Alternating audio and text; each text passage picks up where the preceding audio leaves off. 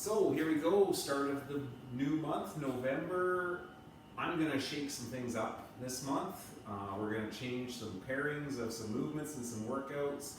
We're gonna add some new challenges. I'm gonna ask for some feedback, what you would like to see more of, what you'd like to see less of. Asterisk, burpees, less of is not an option. So with that, let's kind of get into what we're going to do today. Today's going to be a very different style of AMRAP, and it's going to be a absolutely disgusting pairing. So let's get right into it. Before we're going to go into that workout, we're going to actually have to do some mobility work ahead of that, okay?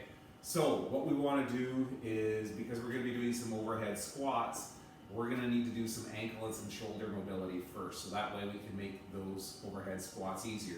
So with ankle mobility, we can go down into a lunge position, and we can go take our knee past the end of our toes, right? We can work that knee around and above. That way we can work on that mobility of that ankle, because when we're doing overhead squats, a lot of the times when our hips start to wink, right? That's a question of our ankles are tight and we're having a hard time keeping heels on the ground. The other thing we can do is we can go into a saddle, right? Sit on those ankles, right? Stretch them out. Basically, we're trying to get those ankles stretched out so that way we can keep that heel in contact on the ground. So I want 2 minutes of ankle mobility, and you guys pick whatever you want to do there, that's fine. After we're done that, we're going to need 2 minutes of shoulder mobility.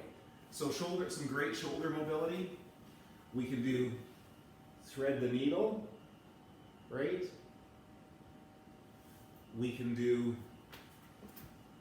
twisted cross, right? So twisted cross will be just holding either way, right?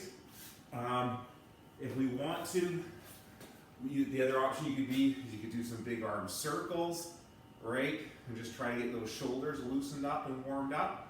All I want to do is get those shoulders active, so when we start holding that dumbbell overhead, we've got that mobility there. So 2 minutes of ankle mobility, 2 minutes of shoulder mobility, whatever you need to do to get feeling loose, that would be great. After we're done that, we need to get ourselves a little bit warmed up now. So you can do 2 rounds of, we're going to go with 20 Cossack squats. So our Cossack squats, this will help ankles as well and groin. So those legs wide apart.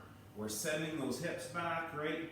That far foot comes off the ground. It's actually going to help some ankle mobility as well, hip mobility. And we're going to do 20 Cossack squats. After that, we're going to go into inchworms. The inchworms are for the burpees that are coming. So we're here, we're walking out those hands, right? We're doing a push-up, and we're walking back those hands for 5 reps. Okay, now if we don't have our strict push-ups, that's completely cool. We're gonna walk that out. Our knees would go to the ground. We would do our push-up, knees would come off the ground, and we would walk that back. Okay, that's for 5 reps. After that, it's 30 jumping jacks. So we're here, again, the straighter the arms can be, the more we're gonna get that shoulder mobility in place, gonna get that heart rate warmed up a little bit, so when we get into that WOD, it's not gonna be quite so shocking.